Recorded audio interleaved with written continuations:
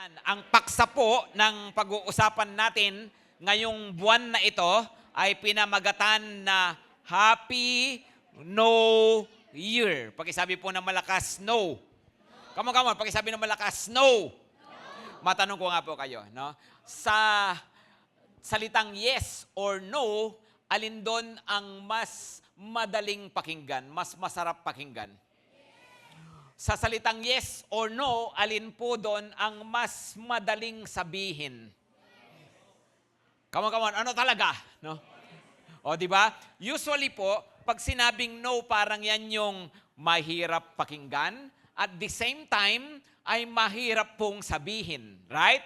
Halimbawa, no, kasi po pag sinabi mong Happy New Year, ano yun, ha? Pwede ba talagang maging happy sa salitang no? Di ba usually, ang no is associated with unhappiness. Di ba pag sinabihan ka ng no, it makes you unhappy. Oo nga naman, pambira, lumuhod ka pa, will you marry me? Tapos naka-video pa, tapos sagot ay no. No. Ang sakit kaya nun, di ba? So, ang hirap nun, di ba?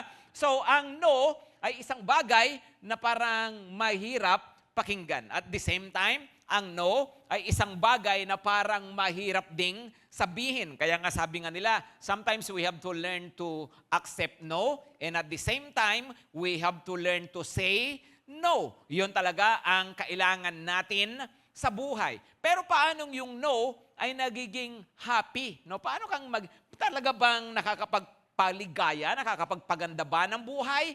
Pag marunong tayong mag-no, naniniwala ba kayo doon? Well, bigyan ko kayo ng halimbawa. Halimbawa, sabi nila ay say no to drugs. O di ba? Pag nag-no ka sa drugs, natural, mas malamang magiging maayos ang buhay mo. Tama ba, mga kapatid? Hello, tama ba?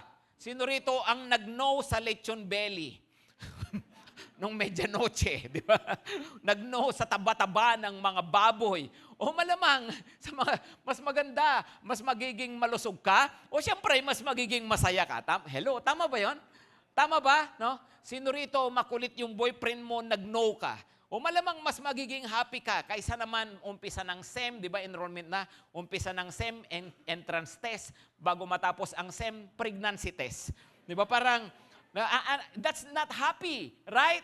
Kaya nga, isang bagay na kailangan nating matutunan ay yun pong mag-no. Pero ano ba ang ibig nating sabihin po dito? Ano ba yung no na kinakailangan maranasan natin ngayong mga susunod na mga taon? Tingnan ninyo ang Genesis 13 verse 8 hanggang 10 muna. Basahin nga po natin ito ng malakas. Come on, kinausap ni Abram si Lot, hindi tayo dapat mag-away at ang mga tauhan natin sapagkat magkamag-anak tayo. Ano ba ang background niyan? Yun nga pong si Abraham, di ba? Yun ang una niyang pangalan, Abram, binago ng Panginoon, ginawang Abraham.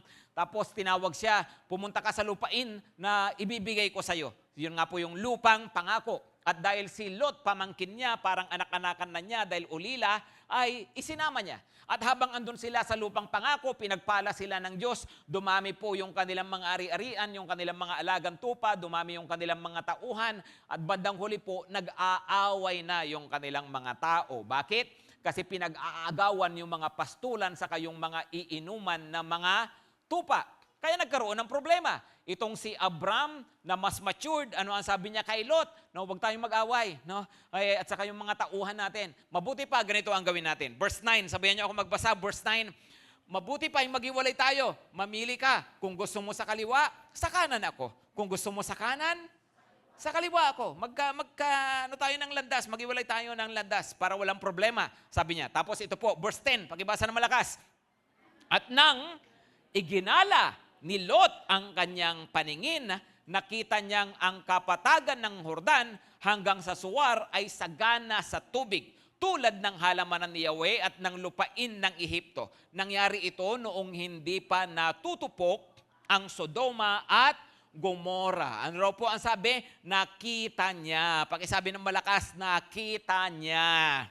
Alam niyo po, sabi ng mga Bible scholars, iyon po actually na ginawa yun ni Lot ay hindi isang magandang bagay. Bakit? Siya po nagdesisyon ayon lang po sa abot ng kanyang paningin. Ayon lang po sa nakita ng kanyang mga mata. Kaya nga isang bagay na dapat matutunan natin is to say no to living by sight. Say no to living by sight. Bakit? Tingnan nyo ang 2 Corinthians 5:7. 2 Corinthians 5:7, ito po ang sabi niya, for we walk by faith, not by sight. Pakibasa ulit yun ng malakas. Come on. Pakibasa ng malakas. We walk by faith, not by sight. Lumalakad tayo, nabubuhay tayo sa pananampalataya, hindi lamang sa nakikita ng ating mga mata. So sa buhay pala, ito yung opsyon. Pagharap natin ngayong 2026,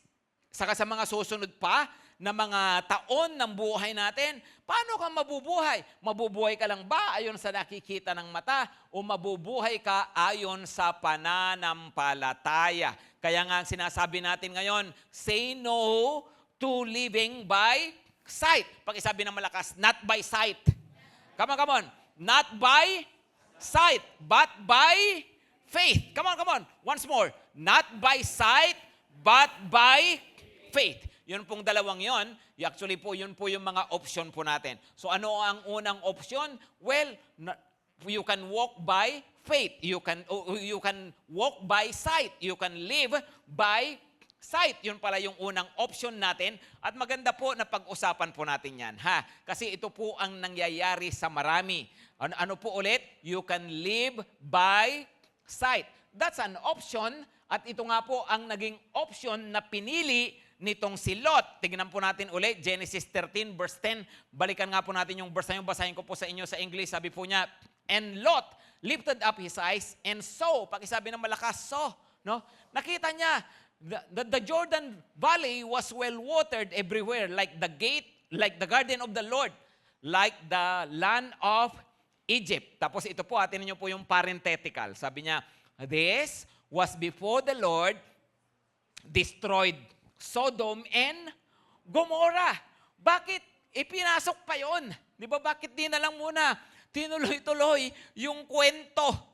Di ba, bakit sinabi pa, ito ay bago matupok ang Sodoma at Gomorrah? Kasi nga, yung piniling lupa nitong si Lot ay doon nga mismo sa lupa ng Sodoma at Gomorrah na eventually, yun nga po ay pinarusahan ng Diyos, hinatulan ng Diyos at sila nga po ay nasunog. At ngayon nga po, ngayon sa panahon natin ngayon mismo, kung titingnan nyo po ang mapa, ang geography, makikita ninyo na yung lugar po na yan ay disyerto. Isang napakalawak na disyerto ng asin at wala pong nabubuhay sa lugar na iyan. So pwedeng yun ang dahilan, kaya sinabi para maintindihan natin na di ba, hindi naman matubig yung lugar na yan, disyerto yan eh. Kasi nga po, tinupok, right? Pero isang dahilan po niyan ay para ipakita, ibig sabihin po niyan na ito ang pinili ni Lot and actually, Lot made a bad choice.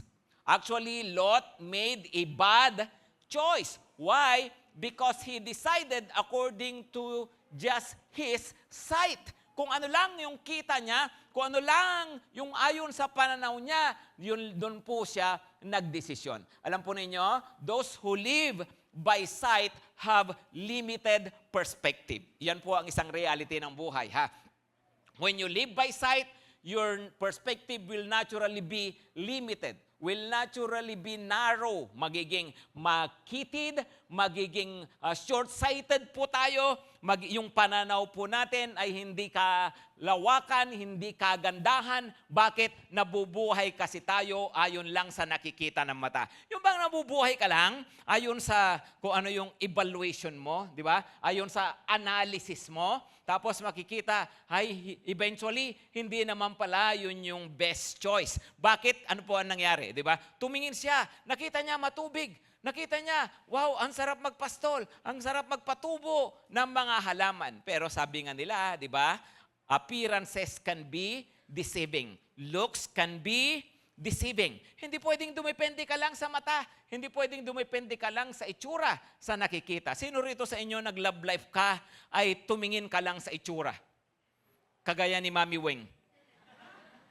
Minsan nga tinatanong ko siya, Mami, kung hindi ba ako pogi, mamahalin mo pa rin ako? No? Parang gusto akong batukan eh. Kapal na mukha mo.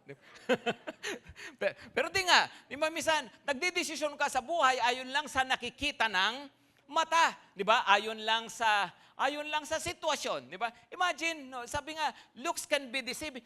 Pogi pastor eh, no? Oo nga, pogi nga, ang tamad naman. Di ba? So sige, no, balang araw makakain mo ba yung kapugian na yan? Ang ganda eh, ang ganda nga, hindi naman naliligo. Di ba? Di ba? Teka muna.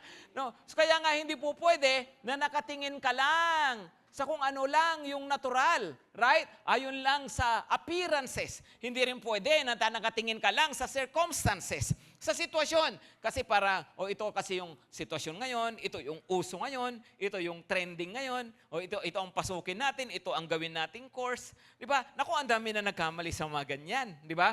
Ay kasi ito promising tong ganito, ito magandang prospekto. So madalas doon lang tayo tumitingin, pero teka muna, nakakakita tayo ng opportunities, hindi naman natin nakikita yung consequences. Right? Nakikita natin yung puro magaganda, hindi natin nakikita yung, teka, bunga may kapangitan dito sa kabilang side. Right? Minsan nakikita lang natin kung ano yung makukuha natin, hindi natin nakikita kung ano ang mawawala sa atin pag yun ang ginawa natin. Right? Bakit? Kasi nga nabubuhay tayo ayon lang po sa ating sariling mga paningin. Kaya nga dito, di ba, dito sa kwento po ni Lot, nakita niya ang ganda-ganda ng lugar, ang ganda-ganda, na punong-puno ng tubig, nakita niya napakaraming tubig, pero paano bang ginunaw ang Sodoma at Gomorrah? Come on, paano ginunaw? Sa pamagitan ng? Come on, paanong paraan? Binaha? Ano? Di ba? O nakita niya tubig, pero hindi niya nakita apoy. May paparating na apoy, right? Tama? Nakita niya ang market value, hindi niya nakita ang moral value. Kasi ano ba yung moral value? Yun nga ang nagpadala ng apoy. Kaya nga nagkaroon ng apoy. Diba? So, kaya nga po, ang evaluation nga dyan kay Lot, siya kasi, nakita niya siyempre, ito, maganda, maliban sa maganda yung lugar. Tapos may city, may marami ng mga tao. Parang mas secured, parang mas safe dito, parang mas masaya dito. Puro ganon yung mga nakita niya. Yun ang mga ikinonsider niya. Pero hindi niya nakita na ito pala magdadala ng kapahamakan sa kanya at sa kanyang pamilya. Di ba makikita nga ninyo sa mga susunod na mga chapter, merong time dyan, sinakop sila ng ibang mga lahi at tinangay na bihag yung mga mamamayan ng Sodoma at Gomorrah, nasama tuloy siya. Sino ang tumulong sa kanya? Si Abraham pa rin, bandang huli. Tapos, maliban po dyan, kasi nga po sa kasamaan ng Sodoma at Gomorrah, yun nga po sila po ay tinupok ng Diyos, sila po ay hinatulan sa pamamagitan ng apoy. Tingnan nyo po kung titingnan nyo yung nangyari po dyan sa chapter 19, dyan po sila sinunog, dyan po natupok. Pero verse 18 o chapter 18, makikita nyo muna na si Lord ay nagsabi kay Abraham na kanya na pong hahatulan ang mga lugar na ito ng Sodoma at Gomorrah. At ngayon naman, nung sinabi yun ng Panginoon sa kanya, si Lot, ano ang natural sa kanya? Actually, nakipag-bargain siya kay Lord. Actually, pinag-pray ni Abraham, ang Sodoma at Gomorrah, concern na concern siya. Siguro dahil andun yung pamangkin niya. Sabi niya, Lord, tutupukin niyo pa rin ba? Hahatulan niyo pa rin ba yung mga lungsod na to kung sakali na mayroong 50 na matino doon, kung mayroong 50 people na matuwid, hatulan nyo pa rin ba? Baka pwede naman, wag na Lord, alang-alang sa 50. Ano sabi ni Lord? Sige, alang-alang sa 50, hindi. No? Naisip ni Abraham, teka, mukhang walang 50 Kilala ko yung mga likaw ng bitukan ng mga tao doon. Loko-loko yung mga yun, walang 50. Lord, 45 na lang. Sabi ni Lord, sige, 45, pwede. No? Mamaya naisip niyo ulit. Parang malabo pa rin Lord, 40. Kung 40 na matino, pwede ba wag nyo nang bunawin yung lugar? Sabi ng Lord, okay, sige, alang-alang sa 40, sige. No? Tapos naisip pa rin niya, malabo talaga. Humirit pa siya, sabi niya, 30, Lord, 30. No? Sabi ng Panginoon, sige, pwede, 30. Lord, wag ka magalit pero baka pwede 20. No? Sabi ng Panginoon, sige, 20. Bandang uli, malabo pa rin talaga, no? Niisip niya yung mga kakilala niya doon, niisip niya yung mga ugali ng mga tao doon. Sabi niya, malabo talaga. Sabi niya, Lord, huling tawad, 10. Pag may 10 na matino doon, pwede ba wag nyo nang hatulan? Sabi ng Panginoon, sige, may 10 na matino doon, hindi ko na hahatulan. Tapos, yun nga po, no? Nung pumunta yung mga anghel doon po sa Sodoma at Gomora, nakita wala talagang matino kahit isa. Si Lot, mayroong isa pala, si Lot. At ito pong mga anghel na nagkatawang tao na pumunta sa Sodoma, alam niyo po ang gusto ng mga kalalakihan doon, yung mga lalaking anghel na nagkatawang tao, no, nakita ng mga kalalakihan doon, gustong rapin yung mga angels, no? Nako, dahil po diyan talagang tinuloy na ang kaparusahan sa kanila. At yun nga po, pinaulanan sila ng apoy. At ano ang kasunod na mga pangyayari? Tingnan niyo po ito. Itinakas si Lot, no? Iniligtas si Lot ng mga anghel na to. Siya, 10 kasama yung kanyang 2 anak na babae at kanyang asawa. Tingnan niyo ang verse 19, Genesis 19, verse 7. Genesis 19, verse 7. Ano sabi diyan? Come on. And as they brought them out, one said, escape for your life. Do not look back or stop anywhere in the valley. Escape to the hills, lest you be swept away. Tingnan niyo mabuti pakisabi ng malakas, valley. Malakas, utang na loob. No? Pakisabi rin, hills. Yan. Ba't siya nagpunta doon in the first place? Ano ang habol niya? Valley o hills? Hello? Di ba ang habol niya ay, ito gusto ko to kapatagan, matubig. Di ba kaya niya pinili yon? Pero saan siya nauwi? Bandang huli. Saan siya nauwi? Napunta siya sa hill. Actually, kung babasahin niyo ang kwento, ang pangyayari muna dyan, nakiusap siya, pwede ba wag sa hill, dito na lang. Dito na lang sa, kasi hindi na ako aabot. Sabi ng mga anghel, o sige, punta ka dyan sa lungsod ng Suwar, hindi natutupukin yan. At doon nga ang ginawa, pinagbigyan siya. Pero bandang huli, tingnan nyo sa verse 30. Verse 30. Ano po ang sabi? Pakibasa ng malakas. Now, Lot went out of Zoar and lived in the hills with his 2 daughters, for he was afraid to live in Zoar. Iniisip niya siguro, tutupukin din ni Lord to, no? Loko-loko rin mga tao rito. Sabi niya, so pumunta rin siya sa hills. At hindi lang yon. Saan po siya tumira sa hill? Come on. Saan siya tumira? So he lived in a cave with his 2 daughters. Tingnan niyo mabuti yun, mga kapatid, no? He loved the valleys, but he ended up in the hills. He loved the cities, but he ended up in a cave.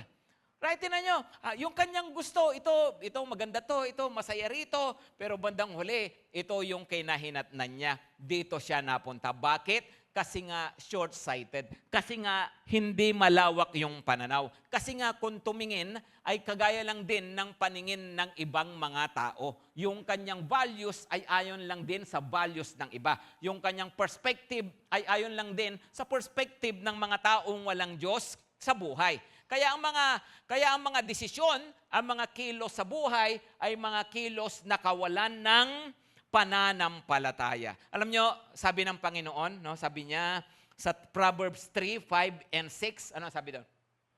Trust in the Lord with all your heart and lean not on your own understanding. In all your ways, acknowledge Him, and He shall direct your paths. Ano raw? No? Huwag kang magtiwala. Magtiwala ka sa Diyos. Huwag kang magtiwala sa sarili mong karunungan. Ang lahat ng iyong gagawin, isanggunin mo sa Kanya. Ang lahat ng gagawin mo, lahat ng mga hakbang mo, mga didesisyonan mo sa buhay mo, isanggunin mo sa Kanya. Kasi tutulungan Kanya, aakayin Kanya. Hindi po pwede po talaga na kung ano lang yung nakita natin, ang magandang prospect, magandang potensyal, no? Tapos tira tayo ng tira, no? Hindi raw pala, no? Maganda na bubuhay tayo na hindi lamang ayon sa nakikita ng ating mga mata, no? Tingnan niyo po yung ano pa yung effect nito. Actually, ang nangyari po dito, no, maliban sa nawalan sila ng lahat ng ari-arian, siyempre nawala pati yung kanilang mga tauhan. Alam niyo po, pati asawa niya, alam niyo ba nangyari sa asawa ni Lot? Ano nangyari sa asawa ni Lot? Di ba sabi ng mga angels, takbo na kayo, diretso, huwag kayong titingin. Huwag na kayong babalik, huwag niyo nang iisipin yung pinanggalingan yung lugar, huwag kayong lilingon. Itong asawa ni Lot, lumingon, no? Naisip niya, ay, naiwan ko yung cellphone ko nagcha-charge. Sabi. So naalala pa niya yung ano po ang nangyari sa kanya? Come on. Naging haliging betchin, no? Haliging asin, di ba? Naging haliging. So bandang uli, si Lot na lang naiwan, right? Si Lot na lang yung naiwan. Tsaka yung kanyang dalawang anak na babae. Tapos, yung nga, napunta sila sa bundok, sa burol, doon sila tumira. Itong dalawa niyang anak, na utak Sodoma, utak Gomora, no? Utak imoralidad, ano po ang nangyari? Andun po sila sa may burol, naisip ng mga anak, nako, ginunaw na ang mundo, tayong tatlo na lang ang natitirang tao. Paano yan? Sabi niya, kailangang mga anak tayo para na sa ganoon magkaroon pa ulit ng tao sa mundo. Alam niyo ang ginawa ng dalawang anak na babae, nilasing si Lot. Pagkatapos po ay kanilang parang ni-rape yung kanilang tatay. At dahil po dyan, nabuntis sila pareho. At yung anak ng isa, yun po pinanggalingan ng mga Moabita, yung isa pinanggalingan ng mga Ammonita. Yung mga Moabite saka mga Ammonites. You see, nagdesisyon siya ng ganon. Tapos nakikita nyo, ito palang effect sa pamilya. No, minsan may mga diskarte tayo, may mga ginagawa tayo. Teka, magandang pag-isip. Ano ang magiging effect nito? Nakurap yung kanyang buong pamilya. Come on, mga kapatid. Pero hindi lamang yon. Hindi lamang yon. Tingnan nyo si Lot. Si Lot ba nagpakasama? Hindi. Nanatiling mabuti. Pero tingnan nyo po ito, ano ang nangyari sa kanya. Basahin nga muna natin ang Genesis 13, verse 13. Ituloy natin yung verse 11, 12, 13 para tuloy-tuloy tayo. Basahin mo nga po ninyo. Kaya pinili niya ang dakong silangan sa kapatagan ng Ordan at naghiwalay nga sila ni Abram. Verse 12, natili si Abram sa Canaan. Samantala, si Lot ay nanirahan naman sa mga lungsod sa kapatagan na malapit sa Sodoma. Yun na ngayon, hanggang sa inabot siya ng pagpuksa doon. Verse 13, napakasama ng mga tao sa lungsod ng Sodoma. Namumuhay sila ng laban kay Yahweh. Hindi ba alam ni Lot yun? Alam niya yon, no? Kaya lang, mas pinili niya, ang tingin niya, convenient, di ba, parang mas masaya. Pinili niya kung ano yung parang mas secured, no? Parang mas okay dito, mas yayaman, mas mayroong pagkakakitaan, mas pinili po niya yung mga ganon. Di ba? Kaya bandang huli, yun nga, ikipinahamak, ikinasama ng kanyang mga anak. Pero siya mismo, ano ang effect sa kanya personally? Tingnan nyo, 2 Peter 2, verse 7 to 8. 2 Peter 2, verse 7 to 8. Sabi rito, ngunit iniligtas ng Diyos si Lot, isang taong matuwid. Matuwid ba si Lot? Come on, iniligtas siya saan? Mula sa Sodoma at Gomora. Ano raw pakiramdam niya habang andun siya sa Sodoma?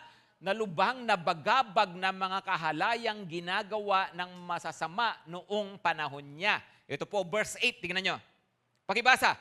Naghirap ang kalooban ng matuwid na taong ito sa kasamaang nasasaksihan niya araw-araw habang siya'y nakatira doon. No? Tingnan niyo mabuti Ano raw po ang effect kay Lot? Bagamat siya siya mismo sa kanyang sarili walang ginagawa masama, pero hirap na hirap ang kanyang kalooban. Yung pala yung effect nun. Nagdesisyon siya na gawin ito, tapos hindi niya na-consider ano ang magiging effect nito sa kanyang spiritual life, sa kanyang relasyon sa Diyos. Dahil ito yung mga tao, ito yung environment niya, ito yung mga kasama niya, ano ang effect sa kanya? Hirap ng kalooban. No? Alam niyo, kung tutuusin kasi si Lot, pwede naman talaga na at least mag-maintain pa rin siya ng relasyon sa tito niya, di ba? Kay Abraham. Kalalo't alam niya na si Abraham taong pinili ng Diyos. Pero mas pinili niya talagang lumayo, right? At kuya, maglayo man sila, at pwede pa rin kasing magkanya-kanya lang ng lugar, pero yung kanilang relationship at ginagaya pa rin niya si Abraham pagdating sa pagsunod sa Panginoon. Pwede rin siyang pumunta sa ibang lugar, hindi niya kailangan piliin yung Sodoma. Pwede siyang pumunta sa lugar na mas matino yung mga tao o kaya walang gaanong tao, right? Kaya lang, yun nga kasi dahil sa kanyang choice, yun po yung nagpasama mismo sa kanya. Alam niyo, isang bagay po yan, mga kapatid, no? Na magandang, isang pag-isipan natin, sa mga desisyon natin, kung titira ako doon, ano kaya ang epekto nito? sa pamilya ko? Ano ang epekto nito sa relasyon ko sa Diyos?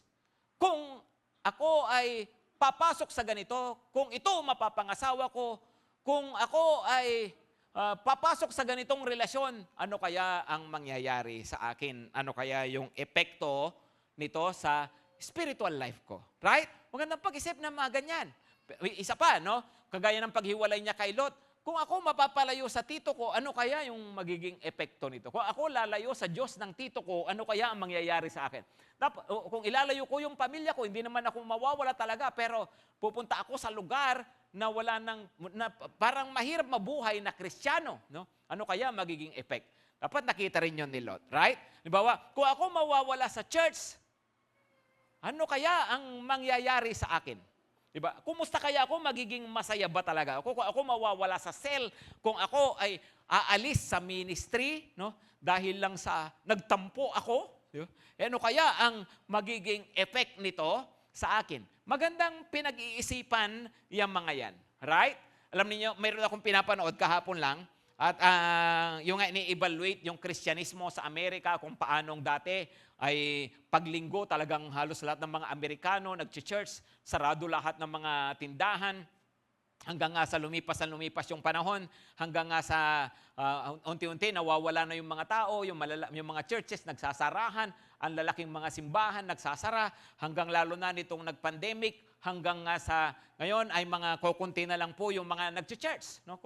Maraming mga talagang wala na, parang binaliwala na yung araw ng para sa Panginoon. Pero ito po yung interesting. Ang na-observe ganito.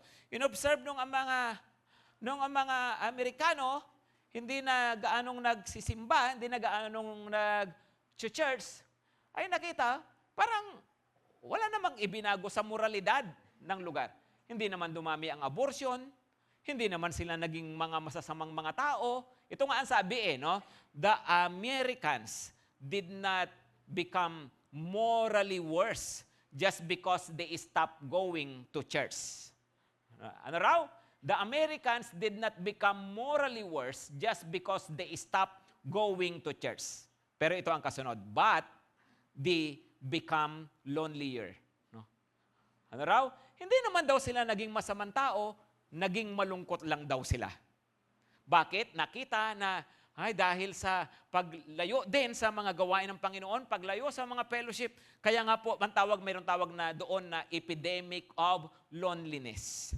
Epidemic of loneliness. You see, pag mayroon pala ng mga bagay na nilayuan natin o mga pinasok natin na hindi nakabuti sa atin spiritually, hindi po pwedeng walang effect talaga sa atin.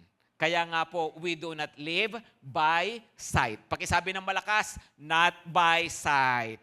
Come on, pakitingnan yung katabi, pakisabihan, not by sight. Amen? Number two, no? Na option. Ano yung unang option? Live by sight or live by faith. Pakisabi ng malakas, live by faith. Basahin natin, verse 14. Ituloy-tuloy natin yung kwento. Verse 14, naghiwalay na sila. Pagkaalis ni Lot, mayroon pa tayong English yan. Gusto kong tingnan nyo to. No? Pagkaalis ni Lot, sinabi ni Yahweh kay Abram, tumanaw ka sa palibot mo. I want you to read that in English, yung verse 14. No? Mayroon ba? Sige, next Sunday na lang. No?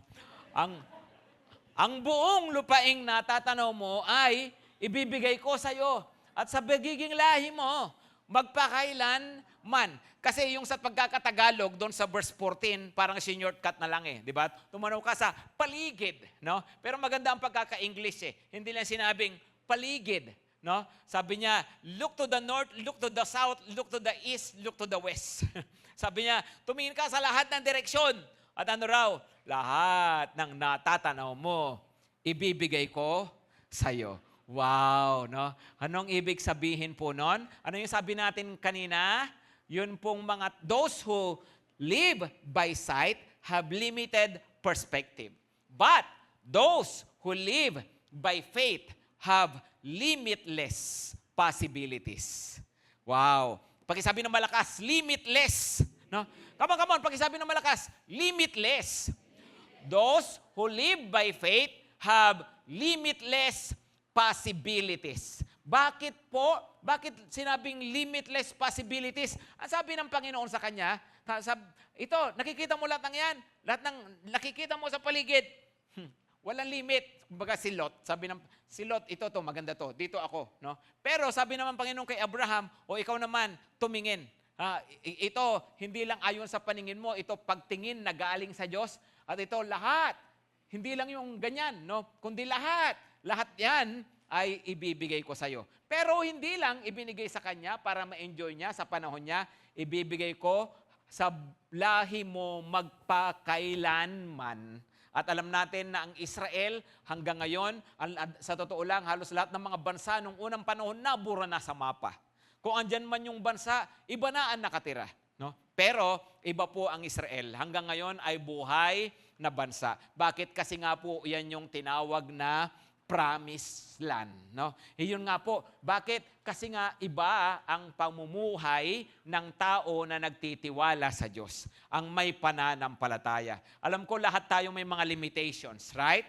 Pero iba kapag nagtitiwala sa Panginoon. Iba pag mayroong faith. Mayroon pong limitless possibilities. Hindi ka nakadepende lang sa kakayahan mo. Hindi ka nakadepende lang sa sitwasyon. Hindi lang sa nakikita. Kundi naniniwala tayo, mayroon tayong Diyos. At ano ang sabi tungkol sa Diyos? With God, all things are possible. Come on, pakisabi ng malakas. With God, all things are possible. Come on, pakisabi. All things are possible. Walang imposible sa Panginoong Diyos. Amen? So iba mag-isip ang may faith, right? Iba mag-isip ang may faith. Naniniwala ba kayo doon? Iba kumilos ang may faith. Tama? Tingnan nyo yun lang pagdidesisyon niya. Sabi ni Abraham kay Lot, Lot, o sige, maghiwalay tayo. Kung gusto mo sa kanan, sa kaliwa ako. Kung gusto mo sa kaliwa, sa kanan ako. Di ba? Alam niyo yung ganun desisyon? Kung walang pananampalataya, mahirap sabihin yun, ha? Ang sasabihin dapat ni Lot, teka, ako yung nakatatanda. Ako ang unang mamimili. Doon ako sa kung ano yung maganda. Di ba ba? Bakit ikaw yung mamimili? Ikaso nga may pananampalataya eh. Right? Kaya hindi niya kinakailangan manggulang, hindi kinakailangan ng mga discarding mga pwedeng may matapakan. Di ba? Hindi niya iniisip yung ganon. No? Alam mo, kung mayroon kang pananampalataya, hindi kinakailangan na laging parang kumikilos tayo na parang lagi, dapat dapat makauna. Di ba? Ang ganda niya, dapat mabakuran ko na to. Yung mga tirahan ng iba, di ba? Dapat ganito, no? Dapat mauna na ako, baka mamaya, di ba? Maunahan pa ako. Di ba? Walang ganon. No? Baka mamaya masabi pang the one that got away. Ganyan eh, no? Kaya yung iba, naninisi, di ba? Kasi ganito, ganyan eh, no? Hindi, kapag mayroon kang faith, hindi mo kailangan tumingin ng ganon sa buhay. Bakit? Kasi naniniwala ka na teka muna, ang Diyos ang kumikilo sa buhay. Right? Minsan kung sino-sino tuloy nasisisi, kung sino-sino tuloy yung inaaway natin, kung kani-kanino tayo masama ang loob. Diba? Kala natin lagi tayong biktima ng ibang tao. Pero teka muna, kung may faith ka, magiging iba pananaw mo sa buhay. Kasi alam mo, hey Lord, alam ko, hawak mo ang buhay ko, at alam ko, sa iyong mga kamay, ay mapapabuti ako. Alam ko, may maganda kang plano sa buhay ko. At alam ko, pag nagtiwala ako sa iyo, walang imposible sa iyo. Amen? No? Our God is a God of impossibilities. Walang anumang mahirap sa Kanya, walang anumang hindi kaya, kasi yung mahirap para sa tao, siya pa rin ang Diyos ng lahat ng yan. Amen? Mga kapatid, kahit ano yung limitations natin, kahit tingin natin, wala talaga, wala akong kakayahan, wala akong ganito, walang ganyan, no? Alam niyo po, maraming paraan ang Diyos. Siguro ikaw wala kang paraan, pero maraming paraan ang Diyos. Naniniwala ka ba, maraming pwedeng gamitin ang Diyos para pagpalain po kayo? Para maranasan niyo siya sa inyong buhay? Naniniwala po ba kayo doon? Come on, naniniwala po kayo? Mag-share po ako ng testimony tungkol po sa, yung nga po yung sa business namin na binigay po ng Panginoon. Alam niyo po, nag-business po kami, sa totoo lang no? Walang-wala po talaga kaming pera. No? Nung nag-umpisa na mag-business. 2021 yon, pandemic. So, wala akong gaanong shooting. No? So wala akong pera, wala kaming pera. Kung may pera man ako noon, maintaining balance. Siguro hindi ko alam, maintaining balance ko ba, 5,000 o 10,000, no? bukas tanungin ko na lang ha sa BDO, punta ako, no? Pero basta nasa maintaining, walang pera, no? Pero at the same time, siyempre, may mga pangangailangan, nagpipray, no? Tapos, yun nga po, nagkaroon po kami ng business. Alam po ninyo, yun pong, yung business na malaki dapat ang kailangan na puhunan. No? So hindi bababa ng mga, siguro sa maliit na clinic na kagaya nung sa amin, mga 2 to 3 million po pwede. No? Pero yung kina JR, kay Leia, mga 10 million dapat, no? Ang puhunan, no? Pero yun po, ipakita ko lang po sa inyo yung picture. Wala kaming kapera-pera, pero ngayon binigyan kami ng Panginoon ng 3 clinic, no? Malabon, Bukawi, at Baliwag. Tingnan nyo nga yung katabi nyo, pakisabihan, open-minded ka ba? No? Pakita nyo nga yung mga sports car ko dyan. No? Naging networking pala. No? Pero hindi. No? So, I'm sharing this with you no? Kasi gusto ko pong makita natin na, oo nga, no? Iba pala. Kasi ako po nire-recognize ko talaga, grabe ang Panginoon, ang bait ng Panginoon, blessing po talaga ng Panginoon. No? Yung kami sa aming sarili, walang kakayahan. Kami sa aming sarili, walang anuman, walang puhunan. Pero yung nga po, ginamit ng Panginoon, yung mga tao, diyan nga po, unang-una, siyempre, si JR saka si Leia, na sila po yung may-ari nung nakasulat, Balak Salur, no? Tapos, kaya nga po, yun po, anak po nila yung business po namin, pero hindi lang po yun. Ginawa po nila ay, yung tinrain si Denise, yung mga tao namin, no? Nang libre, tapos may pasweldo pa, no? Tapos po, maliban po doon, ang mga machine po diyan, yung mga laser machine, nako ang mamahal po noon. Ano po? Yung bang kapag laser machine pag itinutok sa mukha mo, mas lalong mabubutas mukha mo, ganon, no? Hindi mawawala butas, ganyan, no? Anyway, ang mahal po ng mga 'yon. Tinulungan po nila kami, no, sa mga supplier para makakuha kami ng yung mga hulugan na hindi kami kilala, nagtiwala po sa amin. Yung iba kailangan ng pang-down, no? Tinulungan din po nila kami doon, no? Tapos kailangan ko rin na mag-provide ng post-dated check, no? Kasi nga siyempre may babayaran ka, wala naman akong checking account kasi nga maintaining balance lang laman ng bangko ko. So nagpahiram din po sila ng para makapagbukas ng checking account, no? Tapos yung mga supply ng gamot, ganyan, no? Dami mga tulong po, no? Eventually, siyempre, ang ginawa naman po namin, first month, second month, hanggang third month yata, binayaran din naman namin lahat yung atraso po, yung mga dapat po namin bayaran, maliban siyempre sa mga hulugan, no? Sa mga hulugan sa mga machine. Sila po yung unang-unang ginamit ng Panginoon. Tapos po, isa pa, siyempre, kailangan mo ng lugar. Yung kaibigan ko po, si Pastor Rudy Fernandez, no, pero silang pwesto po doon sa may Nabotas. Ang ginawa naman po ay pinagamit ako ng lugar na maliban sa napakamura ng upa, hindi naman ako nagsasabi, pero siya mismo nagsabi, sige pastor, gamitin nyo yan. Walang down, walang deposit. No? So ayos na naman. Tapos po, sumunod naman ay pagpapagawa ng lugar. Yan naman po si Jay natin, Engineer Jay, saka si Grace. Sila naman po yung gumawa na to follow din po ang bayad. No? Mga binayaran ko siguro mga after 2 months o after 1 month din. No? So, tapos po, electrical naman. No? Meron din tayo rito, member po natin. Meron siya, electrical contractor po siya, si Ernie. Siya naman po yung gumawa. Wala rin po ulit pambayad muna. No? Binayaran ko po yun mga after a month. No? Tapos po, yun pagdating naman po sa mga papers, pagdating sa mga records, sa mga accounting, mayroon din po tayo rito si Lori na mayroon silang accounting firm. At yun naman po, sila naman po yung nag-asikaso po ng lahat po ng yun. No? What I'm saying is, sa aming sarili, ay wala kaming kakayahan para gawin ng lahat ng ito. No? Pero, yun nga po, pag gusto kang pagpalain ng Panginoon, hindi mauubusan ng paraan ang Diyos. Amen, mga kapatid? Kaya ko po sinisir ito sa inyo.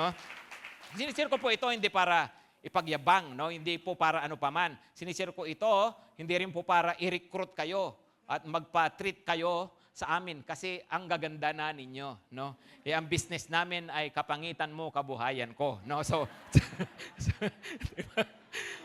pero hindi po 'yan ang point. Ang point ko po ay maging halimbawa, makita natin, ay oo nga, no? Si Lord, kayang-kaya talaga tayong i-bless. No? Kung maraming paraan ang Panginoon, hindi mauubusan ng paraan ang Diyos. Amen? Nung ako sumunod sa Panginoon, ako maglingkod sa Panginoon, sa totoo lang, wala po akong pangarap sa buhay. No? I mean, personal na pangarap ha. Hindi ako nangangarap na magkakotse, hindi ako nangangarap mag-abroad, hindi ako nangangarap magkabahay, o ano man. Basta ako gusto ko lang pong maglingkod sa Panginoon. Mayroon lang pala akong isang pangarap. Ang isang pangarap ko lang ay magkaasawa ng maganda. No? Yun, totoo po yun, yung pangarap ko. O siyempre naman, tumingin siya sa itsura, di titingin din ako sa itsura. Ang lagay eh, no? Lugi naman yata ako, di ba? Pero yung nga po, no? Wala akong gaanong pangarap pagdating sa material na mga bagay. Pero yung mga hindi ko pinangarap, hindi ko nga pinanalangin, yung mga binibigay po ng Panginoon. No? Ano po ang sinasabi ko sa inyo mga kapatid? Kasi nga po, ang Diyos na pinaglilingkuran natin, may-ari ng lahat ng bagay. At walang anuman na imposible po sa Kanya. Kailangan lang po nating matutunan na mabuhay sa pananampalataya. Amen? Pakisabi nga po, limitless. Tingnan yung katabi nyo, pakisabihan, abangan mo ha. Mga gagawin pa ni Lord. Naniniwala ba kayo may gagawin pa ang Panginoon? 2026? Come on. 2026, may mga magaganda pang mangyayari. Alam niyo po, pag pinag-uusapan yung mga blessing, madalas siyempre nagiging halimbawa natin material na bagay. Tama? Tama? Mga bagay, kasi yan yung madaling makita, yan yung madaling maipaliwanag. Pero alam niyo, ang blessing ng Diyos, hindi lang yan dyan. Sabi nga po nila, kung ang yaman mo lang ay pera, ikaw na ang pinakamahirap na tao. Diba? Kasi kung may pera ka tapos, grabe, punong-puno ka naman ng problema. Diba? So, hindi pwede. Kaya pag sinasabi nating blessing, hindi lang yan tungkol sa material na bagay. Pero example nga lang natin. Ang sinasabi po natin, ano man yung mga sitwasyon mo, tingin mo parang, hindi na yata sasaya buhay ko. Naku, huwag ka maniwala dyan. Unlimited ang Diyos. Amen? Naku, hanggang dito na lang yata talaga buhay ko. No? Naku, mukhang kukunin na ako ni Lord. Di ba? Naku, sa totoo lang po, ang Panginoon pa rin ang may hawak ng buhay natin. Amen? Naku, talaga yatang ganito na lang, paulit-ulit kwento ng buhay ko. 2024, ganito. 2025, ganito pa rin. 2026, ganito na naman. No? Teka muna, kapatid. Hindi totoong laging ganyan kasi nga mayroon kang Diyos na pagtitiwalaan. Amen? Kaya nga, do not live by sight. Live by faith. Amen? Tingnan yung katabi, pakisabihan, live by faith. Tumayo na po tayong lahat. Tayo tayong lahat. Ituloy natin yung verses po natin. Verse 17 and 18. Verse 17 and 18. Ano po sabi niya? Sabi po, libutin mo na ang buong lupain. Ang lahat ng yan ay ibibigay ko sa'yo. No? Tapos verse 18. Lumipat si Abram sa Hebron at doon tumira sa tabi ng malaking puno sa Mamre. So si Lot napunta sa may Suwar, sa may Sodoma. Si Abram napunta sa Hebron. Pero ito po, tingnan nyo, last sentence, pakibasa ng malakas.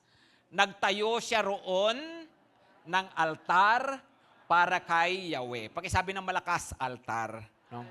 Alam nyo, ang buhay pananampalataya, hindi inihihiwalay sa altar. Amen? Dahil, alam niya, ito ang Diyos na tumawag sa kanya. Ito ang Panginoon na may kumikilo sa buhay niya. Ano naman ang ginawa ni Abraham? Lagi po siyang may altar. Actually, kahit saan siya pumunta, alam niyo po, lagi siyang may altar. Kahit yung kanyang mga anak, si Isaac, yung apo niya, si Jacob, kahit saan pumunta yung mga yan, nagtatayo ng altar. Ano ba ang altar? Ang altar ay lugar ng pakikipagtagpo sa Diyos. Diyan ka sumasamba, diyan ka nagpipray, diyan mo kinakausap ang Diyos, diyan sila naghahandog ng kanilang mga handog sa Panginoon, yon ang kanilang altar.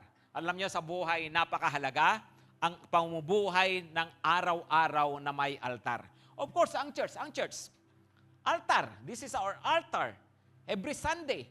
Maganda na tayo pinapahalagahan talaga ito at ito oras ng pakikipagtagpo ko sa Panginoon. Pero hindi pwedeng church lang eh. Hindi pwedeng Sunday lang eh. Kasi once a week nga lang yan eh.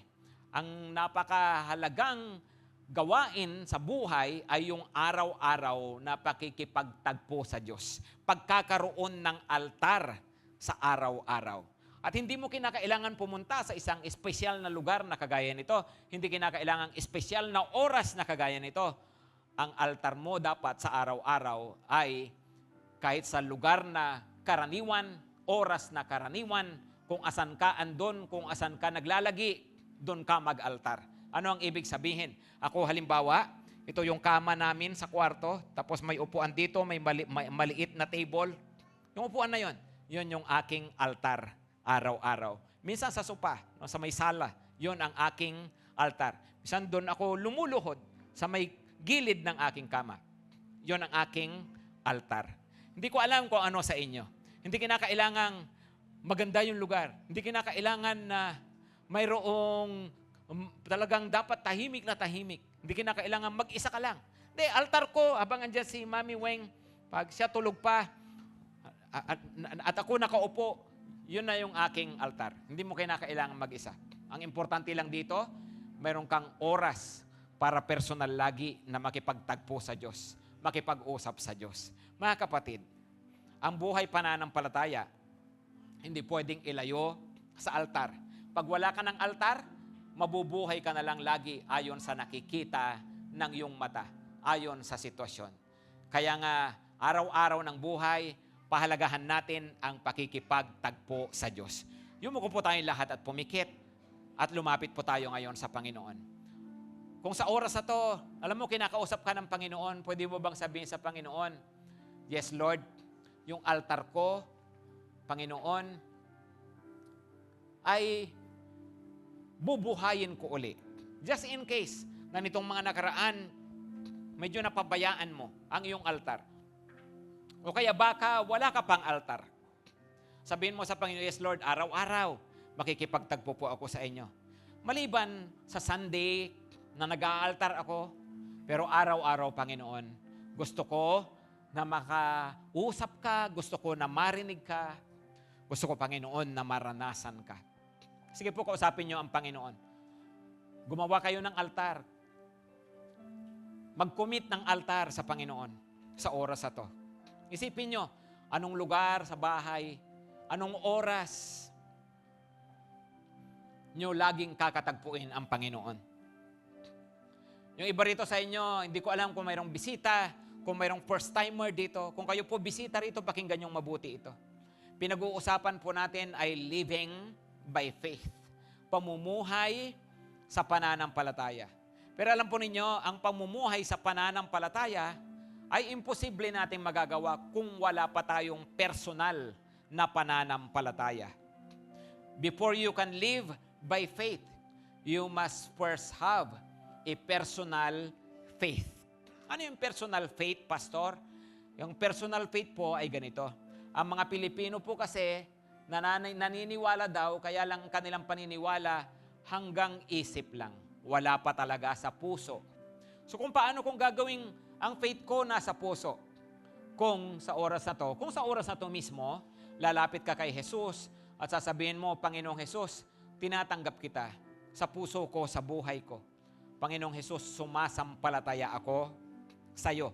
Kung lalapit ka ngayon ng buong puso kay Jesus, itong faith na to, na hinahanap ng Diyos sa atin, itong personal faith, mapapasayo ngayon. At kapag nasa iyo na itong personal faith na to, then you can truly live by faith. Kaya, kung meron man po sa atin, gusto mo ng personal faith kay Jesus, gusto mong tanggapin si Jesus, ngayon, gusto mo ng relasyon sa Kanya, ipatong mo nga lang ang iyong kamay sa tapat ng iyong puso, tapos manalangin ka ng paglapit sa Panginoon. Sino man po na gustong siguraduhin ng kanyang pananampalatayang personal kay Jesus, sambitin nyo ang prayer po na ito, galing sa puso. Sambitin nyo po ito, Panginoong Jesus, sumasampalataya ako sa iyo. Tinatanggap kita bilang Panginoon at tagapagligtas ko. Pagharian mo ako. Tinatalikuran ko ang mga kasalanan ko. Patawad po, Panginoon. Naniniwala ako sa iyo na Diyos na nagkatawang tao, namatay sa krus at muling nabuhay para sa akin. Salamat po, Panginoon. Salamat sa pagtanggap mo rin sa akin ngayon. Thank you, Jesus. Ako na lang po ang mananalangin para sa ating lahat. Panginoon, narito nga po kami. Hinihiling ko, tulungan mo nga po kami na mabuhay pa sa pananampalataya sa araw-araw. Tulungan mo kami, Panginoon, na huwag kaming mailigaw ng aming sariling mga mata, ng aming mga paningin. Tulungan mo kami na huwag lang tumingin sa sitwasyon. Tulungan mo kami na laging tumingin sa buhay, harapin ang buhay ng may pananampalataya po sa iyo. Lord, pinipili po namin ngayon to truly live by faith and not by sight. Niling ko, Panginoon, ngayon din, natulungan mo kami na sa buong taon na to, mapangalagaan namin ang aming mga altar. At lagi kami, Panginoon, na magkaroon ng panahon po sa iyo. Quality time, Lord. Talagang makausap ka namin sa pamagitan ng panalangin, sa pamagitan ng iyong salita. Mahalin namin lagi sa araw-araw ang iyong salita. At kausapin ka namin sa araw-araw. Salamat po, Panginoon. Maging yung church, Lord, tulungan mo kami na i-value po talaga ito. Maging buhay po talaga namin ang pagsamba sa iyo sa mga ganitong araw, Panginoon. Marami pong salamat. At ngayon, pinapanalangin ko ang inyong basbas sa bawat isa sa amin, sa aming mga pamilya. Basbasan niyo ang bawat pamilya. Basbasan niyo, Panginoon, kami as individuals. Basbasan niyo po ang church. I-bless niyo pa kami, Panginoon, sa lahat ng areas ng aming mga buhay. At yung salita niyo na narinig namin ngayon, na ikaw ang Panginoon namin, na walang limitasyon, na maraming paraan, ang Diyos na kumikilos, mas maranasan pa namin sa aming mga buhay. Tulungan niyo kami, Panginoon, sa aming mga pangangailangan, sa mga karamdaman, sa mga pangarap, sa mga inaabot namin. Sa lahat ng sitwasyon ng buhay, samahan niyo kami, tulungan po lagi. Salamat po, Panginoon, sa mga ginagawa niyo at mga gagawin pa ninyo sa buhay namin. At tinatanggap namin ngayon ang basbas ninyo, hindi lang para sa linggong ito, kundi para sa isang buong taon, Panginoon. Marami pong salamat. At ngayon, mga kapatid, pagpalain kayo ng Panginoon at ingatan kayo. Pagliwanagin niya ang kanyang mukha sa inyo, maging mapagbiyaya siya sa inyo.